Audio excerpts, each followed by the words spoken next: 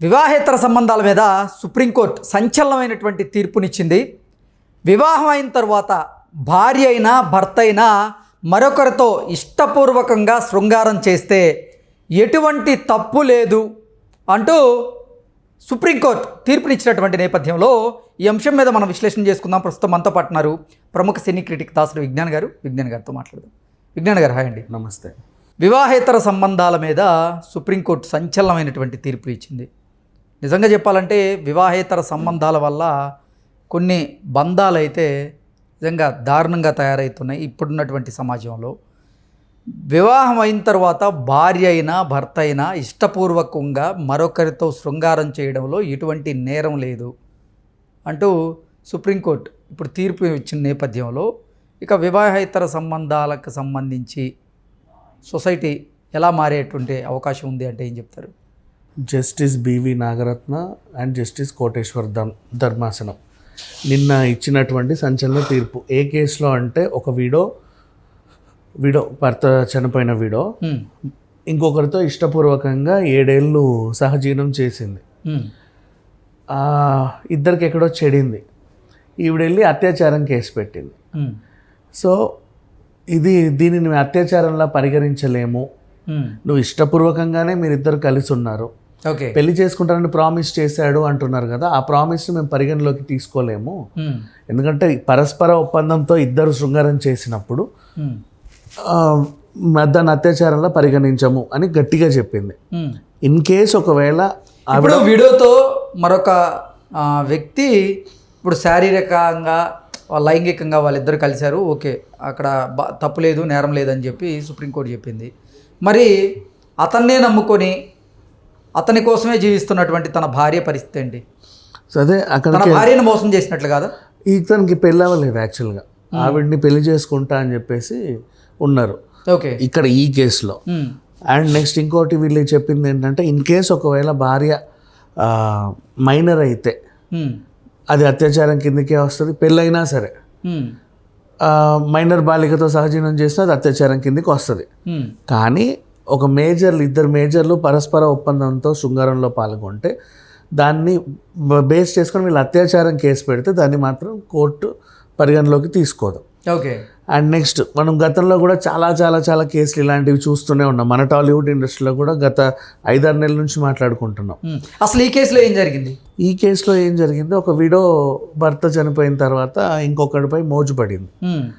వాళ్ళిద్దరూ కలిసి పరస్పరంగా 7 ఏళ్ళు కలిసి సహజీవనం చేశారు. ఓ దగ్గర చెడింది. వీళ్ళిద్దరు ఇంకా కటీఫ్ అనుకున్నాక ఈమెకు అతని దగ్గర నుంచి ఏదో ఆశించింది. ఇన్ని రోజులు ఉన్నాను కదా, నీకు ఇంత ఇచ్చాను కదా, నాకు నీ నుంచి ఏదో కావాలి అని. అతను ససేమిరా అనడంతో కోర్టుకెక్కి అత్యాచారం కేసు పెట్టింది. సో దాన్ని వీళ్ళు పరిగణలోకి తీసుకొని ఇది అత్యాచారం కిందికి రాదు అని గట్టిగా చెప్పారు.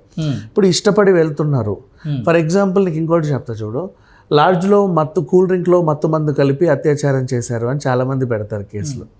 అసలు లాడ్జ్కి ఎందుకు వెళ్ళావు? బలవంతంగా ఇట్లా తీసుకెళ్తే లాడ్జ్ కదా అది, కింద వాడు నోట్ చేసుకుంటాడు కదా. ఇద్దరు ఐడి ప్రూఫ్లు ఇచ్చారు, పరస్పర ఒప్పందంతోనే వెళ్ళారు.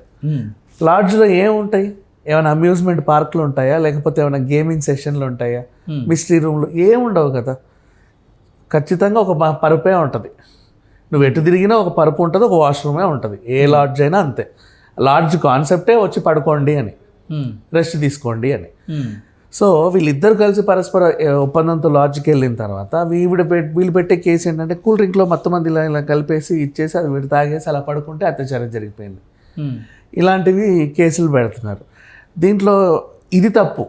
ఇన్ కేసు లాడ్జ్లో నిజంగానే నువ్వు వచ్చావు, అతనుతో ఇద్దరు కలిశారు, వాడు నీ వీడియోలు చిత్రీకరించి ఆన్లైన్లో పెట్టడం తప్పు. మొన్న ఇంకో కేసులో కుక్కట్పల్లిలో అటు చందనగర్లో మనం చూసాం, వీడిని నమ్మి ఆవిడ వెళ్తే వాడు ఫ్రెండ్స్ని కూడా పిలిచాడు, అది తప్పు. ఇలాంటివి తప్పులే. ఇంకా నిన్ను నమ్మి కదా అమ్మాయి వచ్చింది, నువ్వేమో ఆవిడని అంగట్లో సరుకులాగా ఫ్రెండ్స్ని కూడా తీసుకొచ్చి చేయమంటం తప్పు. ఇలాంటివి తప్పు. కానీ పరస్పర అంగీకారంతో ఇద్దరు కలిసి చాలా రోజులు కలిసి ఉండి సహజీవనం చేసి తర్వాత ఏదో ఒక మాట వల్ల లేకపోతే చిన్న గొడవ వల్ల లేదా డబ్బు సంబంధమో వీళ్ళిద్దరు విడిపోతే అది విడిపోయినట్టే. ఇంకా నీకు అతని దగ్గర నుంచి అంటే నువ్వు 420 చీటింగ్ కేసులు పెట్టొచ్చు, అత్యాచారం కేసు పెట్టలేవు. 420 చీటింగ్ కేసులు ఎలా పెట్టొచ్చు? ఇతడు 10 సంవత్సరాలు నా దగ్గర ఉండి నా డబ్బులన్నీ తీసుకున్నాడండి, నేను కనీసం 10 లక్షల వరకు ఖర్చు పెట్టాను. ఎందుకు ఖర్చు పెట్టావు? ఒక ఒప్పందం, నన్ను పెళ్లి చేసుకుంటానంటే నమ్మి నేను 10 లక్షలు ఖర్చు పెట్టాను, నాకు ఆ డబ్బు వెనక్కి రావాలని నువ్వు చీటింగ్ కేసు పెట్టొచ్చు, అది తీసుకుంటారు. కానీ అత్యాచారం కేసు అయితే సహజీవనం చేసి 7 సంవత్సరాల పాటు తర్వాత నా మీద అత్యాచారం చేశాడు అంటూ కేసు పెడితే ఇది అసలు పరిగణలోకి తీసుకోరు, అస్సలు పరిగణలోకి తీసుకోరు. చీటింగ్ కేసు అయితే హ్యాపీగా పెట్టుకోవచ్చు. ఉన్నన్ని రోజులు నేను నా తాళమ్మి మంగళసూత్రం అమ్మి వీడికి అది పెట్టిచ్చా, నా గాజులు అమ్మి వీడికి ఇది కొనిచ్చా, నేను ఇంకా నా ఆస్తులు అమ్మి వీడికి కారు కొనిచ్చా, అప్పుడప్పుడు ఖర్చులకి డబ్బులు ఇచ్చా, సేమ్ ఇంతే. ఇప్పుడు ఇందాక నువ్వు అడిగావు భార్య, అదే భర్తను నమ్ముకున్న భార్య పరిస్థితి ఏంటి వీడిలా చేస్తే? ఆ భార్య ఈ కేసే కాదు ఏ కేసు చూసుకున్నా వివాహేతర సంబంధాల వల్ల భార్యాభర్తల మధ్య తగాదాలు ఇప్పుడు ఎక్కువ అవుతున్నటువంటి నేపథ్యంలో, అంటే భర్త తప్పు చేస్తే భార్య ఇబ్బంది పడాల్సిన పరిస్థితి ఉంది, అలాగే భార్య తప్పు చేసినా భర్త ఇబ్బంది పడాల్సినటువంటి పరిస్థితి ఉంది, ఆ ఫ్యామిలీ కూడా చిన్నాభిన్నం అవుతుంది. ఈ నేపథ్యంలోనే ఇటువంటి తీర్పు రావడం వల్ల సమాజం మీద ఎటువంటి ప్రభావం పడేటువంటి అవకాశం ఉందంటారు? ప్రభావం పడే అవకాశం ఉందంటే కేసులు పెట్టుకోవచ్చు, కానీ నువ్వు అత్యాచారం కేసు పెట్టడానికి లేదు, చీటింగ్ కేసులు పెట్టండి అని చెప్తుంది కోర్టు. అత్యాచారం కిందికి రాదు. ఇప్పుడు అత్యాచారం ఆ చట్టం వేరు. నువ్వు బలవంతం అసలు వివాహేతర సంబంధాల మీద వివాహేతర సంబంధాల మీద పాపం ఆవిడ మోసపోయింది, భర్తను నమ్మి వీడి ఇంకెవరితోనే ఎఫ్ఐఆర్ పెట్టుకున్నాడు, ఈవిడ మోసపోయింది, తను కోర్టుకు ఎక్కి ఫ్యామిలీ లాస్ ఉన్నాయి, 499 సెక్షన్లు ఉన్నాయి, ఓకే, ఆ కేసుల్లో నువ్వు పెట్టుకోవచ్చు. అంటే ఇప్పుడు సుప్రీంకోర్టు ఇచ్చినటువంటి తీర్పు ప్రకారంగా అంటే వివాహ బంధంలో ఉన్నప్పటికీ భార్య అయినా భర్త అయినా మరొకరితో ఇష్టపూర్వకంగా శృంగారంలో పాల్గొనడం నేరం కాదంటారు? నేరం కాదు. ఓకే, నేరం ఎందుకు కాదు అంటే దానికి వాళ్ళు ఉన్న రీజన్, అంటే యథేచ్ఛగా తిరగండి అని కాదు దాని అర్థం. నువ్వు సహజీవనం చేసి అత్యాచారం కేసులు పెట్టడం తప్పు అనేది దీని సారాంశం బేసికలీ. ఓకే, ఇక్కడ నష్టపోయిన వాళ్ళు ఎవరున్నా సరే, ఏ విధంగా నష్టపోయావు, నా మానం పరంగా నేను నష్టపోయాను అంటావు, దానికి నువ్వు విలువ వెలకట్టి తీసుకో, వాడి మీద ఇంకేమైనా కేసులు పెట్టుకో.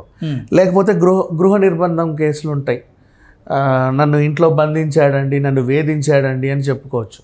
ఆ వేధింపుల పైన కూడా కేసు పెట్టుకో. అవసరమైతే అటెంప్ట్ మర్డర్ కేసు కూడా పెట్టుకో. మొన్న గొంతు మీద కత్తి పెట్టాడండి, నా మీద కిరోసిన్ పోసాడండి, ఇవి కూడా పెట్టొచ్చు. కానీ అత్యాచారం కేసులు మాత్రం పెట్టడానికి లేదు. ఓకే, అంటే ఇప్పుడు ఈ కేసుని ఆధారంగా తీసుకొని సొసైటీలో వివాహేతర సంబంధాలు కనుక పెరిగిపోతే పరిస్థితి ఏంటి అనేది నేను అడుగు. ఆల్రెడీ వివాహేతర సంబంధాలు పెరిగాయి, వాళ్ళు ఇంకా రెచ్చిపోతారు కదా, రెచ్చిపోతారు. మాకు అనుకూలంగా తీర్పు వస్తుంది కోర్టుల్లో అంటే వీళ్ళ పరిస్థితి ఎలా ఉంటుంది? ఇంకా రెచ్చిపోతారు. ఎవరితోనైనా సంబంధాలు పెట్టుకోవచ్చు, ఏమైనా చేసుకోవచ్చు అని ఉంటుంది. ఇంకా వాళ్ళు అంటే వీళ్ళు ఆ సంబంధాలు ఆపలేకపోతున్నారు. ఇప్పటిదాకా కూడా మనం ఎన్ని చూస్తున్నాం బయట, ఇప్పటికే సొసైటీలో అసలు వివాహ బంధానికి అనేది విలువ లేదు చాలా మందిలో. ఇప్పుడు సుప్రీంకోర్టు ఇటువంటి తీర్పునిచ్చినటువంటి నేపథ్యంలో ఇక వివాహేతర సంబంధాలకు సంబంధించిన ఇది ఇప్పుడు హత్యా నేరాలు తగ్గే అవకాశం ఉంటుంది. గతంలో ఈ భయానికి వీళ్ళు ఏం చేస్తున్నారంటే వాడు అడ్డు తొలగించుకోవడానికి ఇద్దరు కలిసి చంపేస్తున్నారు. భార్య అడ్డు తొలగించుకోవడానికి ప్రియుడితో కలిసి భర్త అడ్డు తొలగించుకోవడానికి భార్య, ఇట్లా రకరకాల కేసులు చూసాం మనం వివాహేతర సంబంధం కారణంగా. ఈ హత్యా నేరాలు అరికట్టవచ్చు, అవి తగ్గుతాయి. ఓకే, ఆ రకంగా అయితే ఒక సుప్రీంకోర్టు అయితే ఈ కేసుని ఆధారంగా చేసుకొని అటువంటి తీర్పు ఇచ్చి ఉండొచ్చు. ఎగ్జాక్ట్లీ. కానీ ఆ తీర్పుని ఆధారంగా చేసుకొని కొంతమంది వివాహేతర సంబంధాలు పెట్టుకునే వారు అయిపోయింది, కొంచెం రెచ్చిపోయేటువంటి అవకాశం అయితే ఉంది. నేను ఎవరితో తిరుగుతూ అడగడానికి నువ్వెవరు, కావాలంటే వెళ్ళి పోలీస్ స్టేషన్లో కేసు పెట్టుకో, సుప్రీంకోర్టే తీర్పు ఇచ్చింది, నా ఇష్టం. గతంలో మనం మహామహుల మీద కూడా ఇట్లాంటి ఆరోపణలు వచ్చినప్పుడు వాళ్ళు కూడా చెప్పిన సందర్భాలు ఉన్నాయి. సుప్రీంకోర్టే ఎవరెవరితో తిరిగినా తప్పు లేదని చెప్పినప్పుడు మీరేంటి అడగడం అని కూడా క్వశ్చన్ చేసిన దాఖలాలు కూడా ఉన్నాయి. సో విచ్చలవిడితనం అయితే పెరుగుద్ది 100%. ఆ విచ్చలవిడితనం ఎక్కడి దాకా వెళ్ళిందంటే తీర్పు ఈ రోజు వచ్చింది. కోలివింగ్ హాస్టల్స్ ఎప్పటి నుంచో వచ్చాయి. కోలివింగ్ హాస్టల్లో అంటే వీళ్ళకి ఇప్పుడు అక్కడ ఆవిడ హాస్టల్ ఇక్కడ వీడి హాస్టల్ ఉంటే వీళ్ళిద్దరు కలిసి ఒక ముహూర్తం పెట్టుకుంటారు ఒక ఓయోకి. ఇప్పుడు ఆ ముహూర్తాలు అవసరంలా, ఓయో కూడా అవసరంలా, ఇద్దరు కలిసి ఇందులోనే చావచ్చు. నువ్వు నెలకు నువ్వో 10,000 నువ్వో 10,000 ఇవ్వండి, మీకు ఒక కొంప ఇంత చిన్న గది, మీ ఇష్టం. ఇంకా ఏదైతే మీరు మంచాలు జాయిన్ చేసుకుంటారో విడివిడిగా పడుకుంటారో మీ ఇష్టం. సో ఇట్లాంటివి వచ్చేసాయి కోలివింగ్ హాస్టల్స్. అండ్ నెక్స్ట్ నువ్వు ఈరోజు ఈ రూమ్లో ఉంటావో, తెల్లారితే పక్క రూమ్లో ఉంటావో, పై రూమ్లో ఉంటావో కూడా నీ ఇష్టం. ఇది కోలివింగ్ హాస్టల్. ఎవరితోనన్నా తిరగండి, ఎలాగైనా చావండి అని చెప్పేసి వ్యాపారాలు కూడా స్టార్ట్ అయ్యాయి. తీర్పు ఈరోజు వచ్చింది. ఓకే, ఇప్పుడు ఆ వ్యాపారాలన్నీ కూడా ఇంకా యథేచ్ఛగా తయారు. ఇప్పుడున్న హాస్టల్స్ అని మెన్స్ హాస్టల్స్, ఉమెన్స్ హాస్టల్స్ కూడా తీసేసి కోలివింగ్ హాస్టల్స్ అయిపోతాయి. అడగడానికి ఎవడో ఉండడు. ఓకే ఓకే అండి, థ్యాంక్ యూ సో మచ్.